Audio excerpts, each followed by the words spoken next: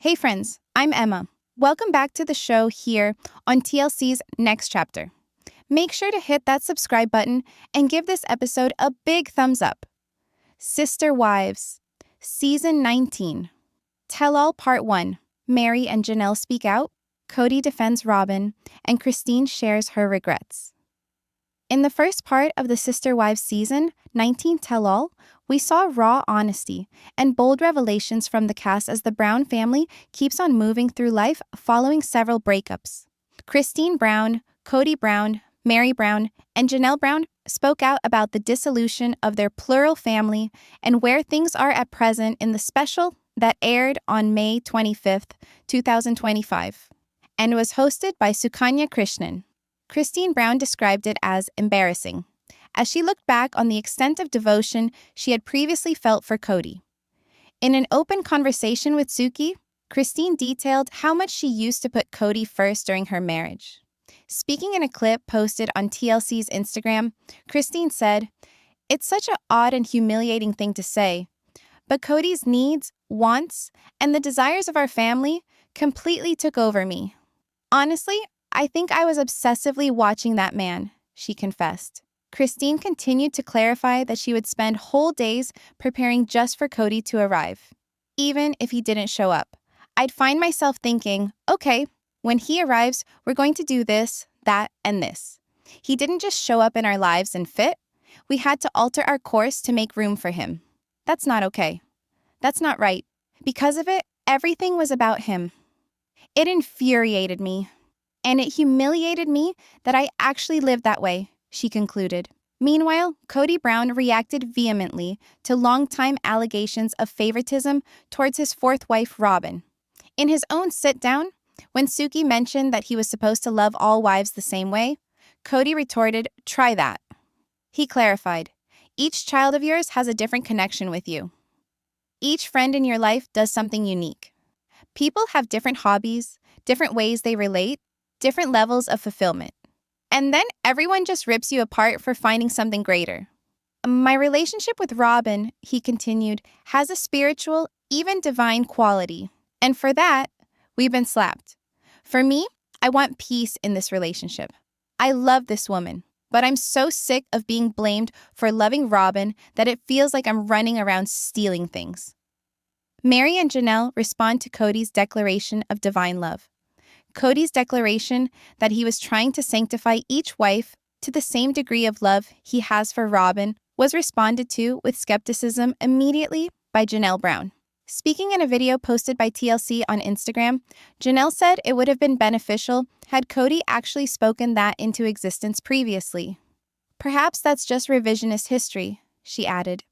In retrospect, he says, "Well, I tried. I wanted to, but we just wouldn't go along with it. But he never discussed it." Janelle went on, "It never felt like he was trying to pull me up." In her segment, Mary Brown concurred with Janelle's skepticism. Mary declared, "I don't think it's even possible for him to say that. As if everyone was meant to be Robyn. I'm Mary. And I'm sorry, but I will never be Robyn. Robyn isn't someone I want to be. I wish to be my own person. I'd rather just be me." Mary continued saying, "If he had taken me for who I am, just Mary, perhaps things might have been different. But he did not." And whether asked if love could have been equal, but merely different, Mary remarked that for the past 12, 14 years, or perhaps longer, he never made that decision. What comes next for the Browns? Part 1 of the Sister Wives. Tell All provided raw insight into the profound emotional repercussions. Though Kody and Robyn were still together, his 3 subsequent marriages were legally performed. The Sunday, May 18th airing of the Sister Wives episode begins with the Brown family making the long haul to Wyoming to lay to rest Garrison Brown, Janelle and Kody's son. His graveside is next to land that was once owned by Kody's father, where Janelle's mother has also been laid to rest. No family reunion. This is the tangible burden of sorrow. A heartbroken Janelle tries to hold on, spending time with her grandchildren, showing them how to cast the fishing rods, and assisting the kids in organizing the weekend activities. But the pain doesn't go away. The tears don't come right away, Janelle explains. No mother should have to bury her own child. Christine, who's been by Janelle's side through each step, is her rock. Though she says she's not a fan of fishing, Christine shows up for Janelle. Every moment, every step. Despite the grief, the family struggles to remain optimistic, attempting to concentrate on healing and rebuilding following great loss. The somber mood of the event and lack of accountability, while Kody and Robyn are both in Wyoming as well, they are totally removed from the rest of the family. In these early emotional days, their absence is noticeable. They don't appear to be anywhere. They seem to approach the trip more as a rural getaway, taking pictures, horseback riding, and sharing tales about Kody's father's property, rather than attending to the mourning family. Throughout the episode, Robyn never mentions Garrison once. Janelle ponders the fact that even in death, Kody has not made overtures of reconciliation with the children who are still living. The space is still there. She remarks that he has not learned, that even this tragedy has not touched him enough to mend the frayed relationships, and that truth slices even deeper. One bittersweet result, however, is that Garrison's death has united the siblings. They've set aside their differences in an impressive display of solidarity, a healing act out of tragedy. In a symbolic act, Janelle assigns Kody the job of digging Garrison's grave, a decision that seems motivated more by shame than by any actual redemption. It makes one wonder, where was this kind of effort while Garrison was alive?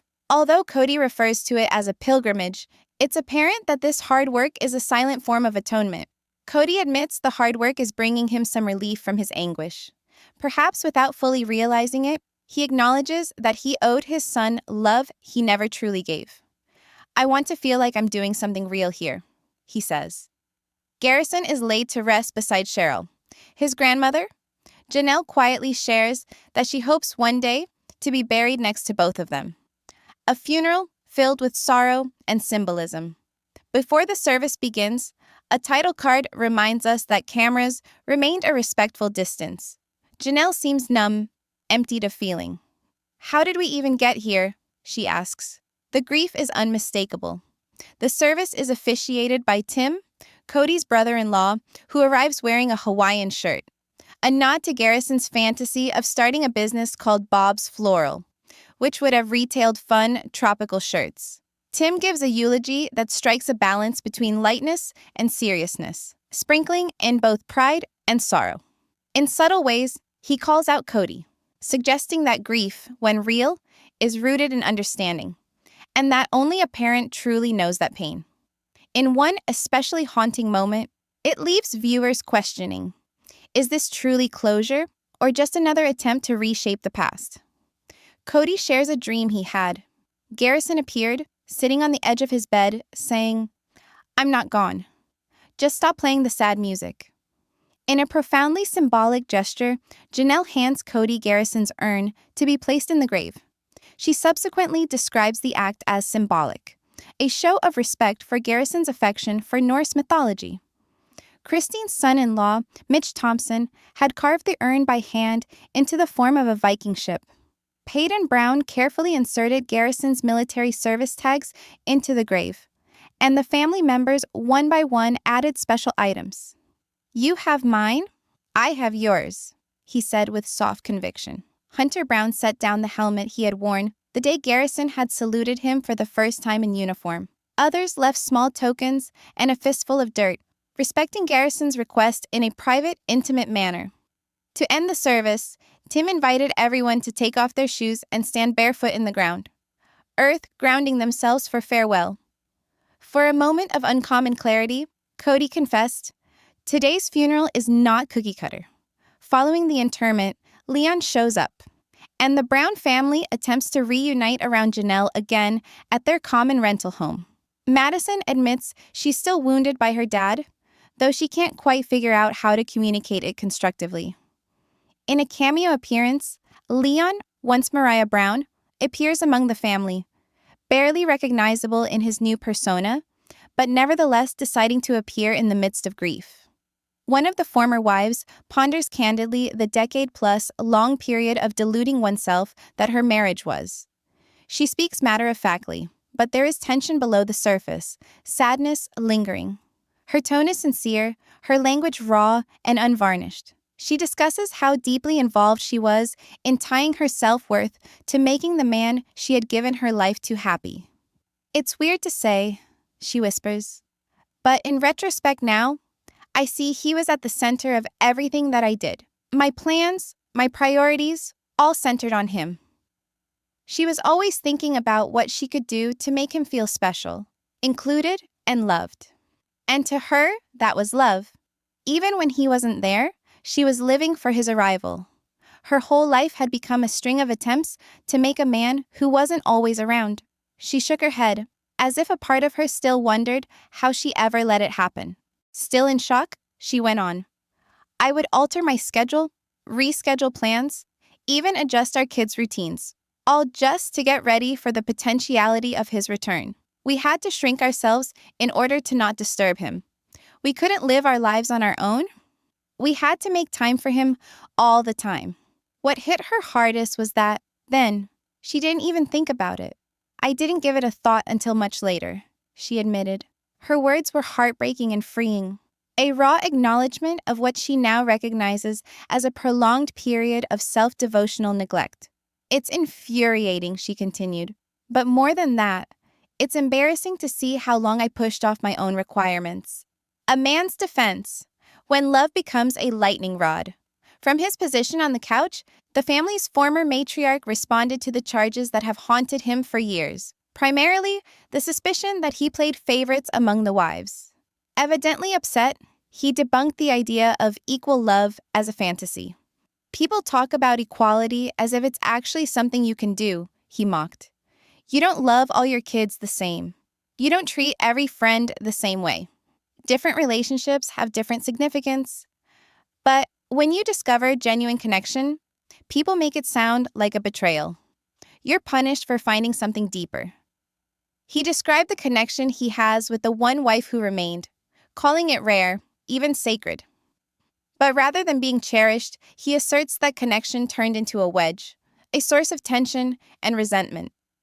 "They mock us for loving each other," he said, his voice tinged with frustration. "As if we're supposed to water down our relationship to protect everyone else's feelings. But that's not how love works." He went on to explain how tired he was of being made to feel guilty for trusting his instincts. "I'm done apologizing for it," he said firmly. "I've carried guilt that didn't even belong to me." Voices of dissent. When his story no longer fits, but not everyone agreed with his narrative. Two of the women who had shared his life at one time came forward to dispute his telling of things. One of them, who was known for her even-headed logic and down-to-earth nature, spoke in quiet authority. She was measured in her tone, but there was a cutting edge behind it. "He can now claim that he was attempting to elevate us," she said. "All of us?" she asked. "I don't remember such conversations. I don't remember him ever attempting to pull me into the same emotional sphere as her." She remembered years of being emotionally marginalized, treated as a placeholder rather than a genuine partner. "If he was attempting to make us all feel equally loved," she said dryly, "then I must have missed the memo."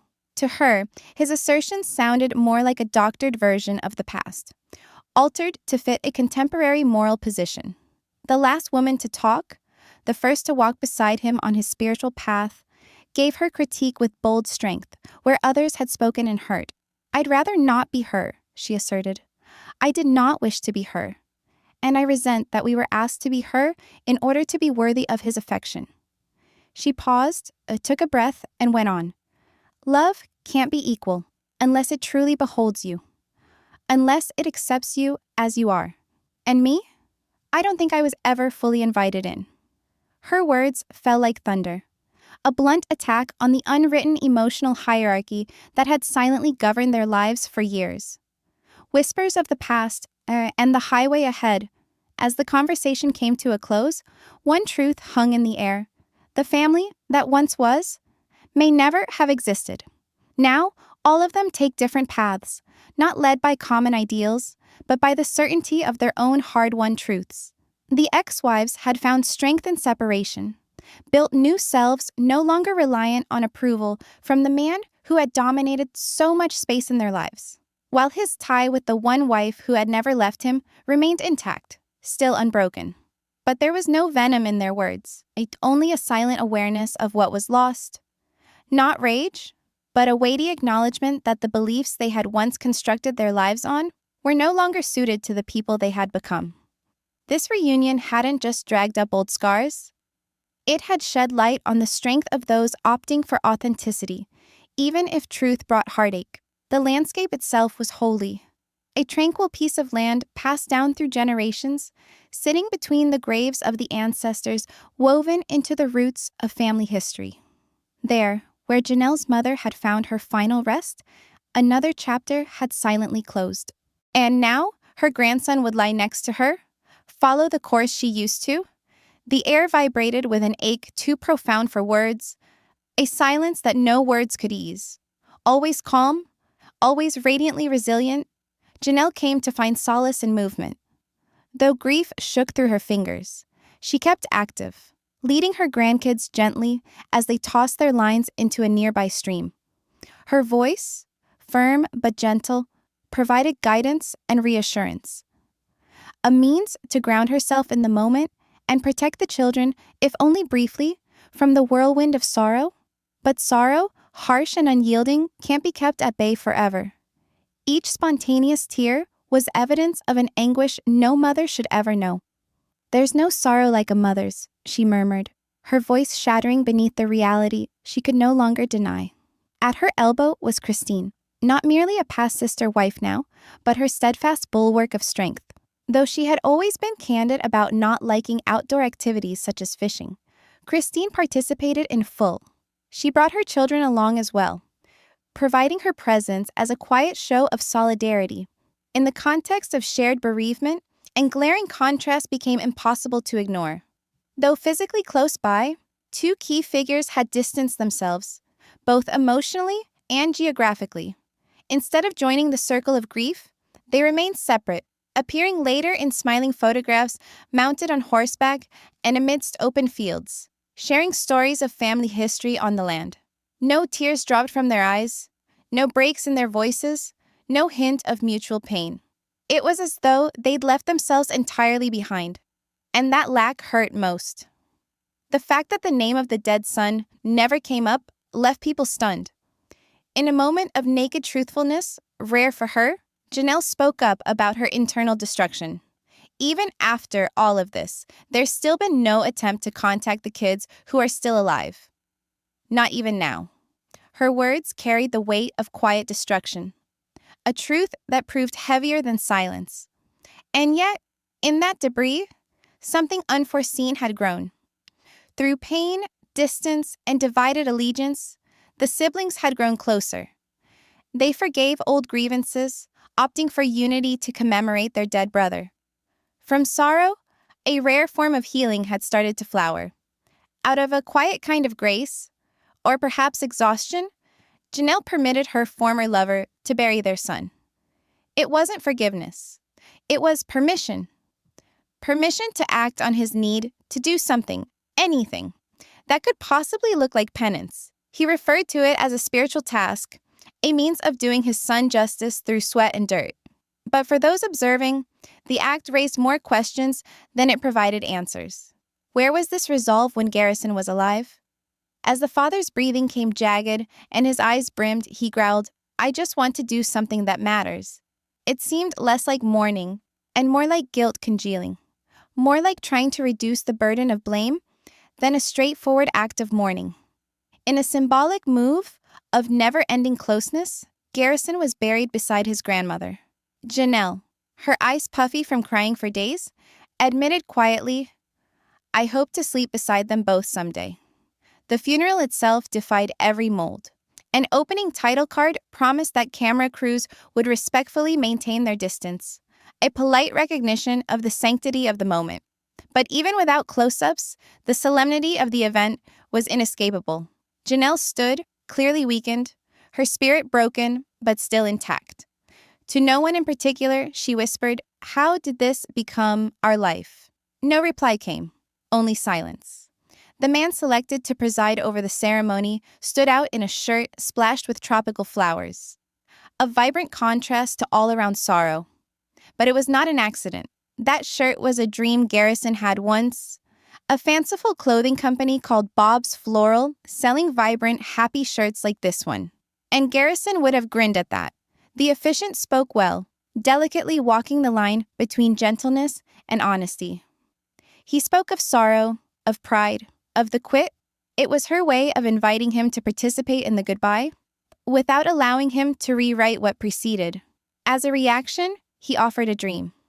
During the stillness of night, Garrison had visited him. Teasing, light-hearted, and familiar, his son's voice cut through the grief like a lifeline. "I'm still here. Just stop playing the sad songs." Whether it was a visitation, memory, or a father's yearning wish for proximity, the moment rang something within. Garrison's siblings emerged one by one at the graveside. They carried with them mementos of love, a military emblem, a fraternity born of common service. A hat, worn while feeling pride, now passed on as heritage bound in remembrance. These shards, small, muted, intensely intimate, saturated the air with a sense of purpose words couldn't achieve. As the sun dipped, sending long shadows over the earth, the officiant issued a final plea. Everyone was to take off their shoes and touch the earth on their feet. He would have wanted it this way, he said. It was an act of grounding, a journey back to the land that had once enveloped Garrison and now would hold him in perpetuity. Even Kody, in a fleeting moment of sanity, confessed, "This isn't a standard farewell." That evening, in the family's common area again, old scars began to awake. Long-guarded feelings crept out into the open. One of the daughters, her eyes welling, admitted that the rage still existed in her, not because she wished to hold it, but because she didn't know how to release it without losing something more, something she had yet to name. The talks were agonizing, but necessary, and long overdue, yet complications that creep into every mourning family. His words rang out, not because they were flawless, but because they didn't pretend to be. At the ceremony's most emotional moment, Janelle came forward with something both delicate and fierce in her hands, an urn in the shape of a Viking ship, hand-carved by one of her own family members. It was an homage to Garrison's passion for mythology, for heroes and warriors from far-off noble tales. She faced her former lover and handed the ship over to him. Later, she would tell us that there was significance in the gesture, although she didn't have to spell it out.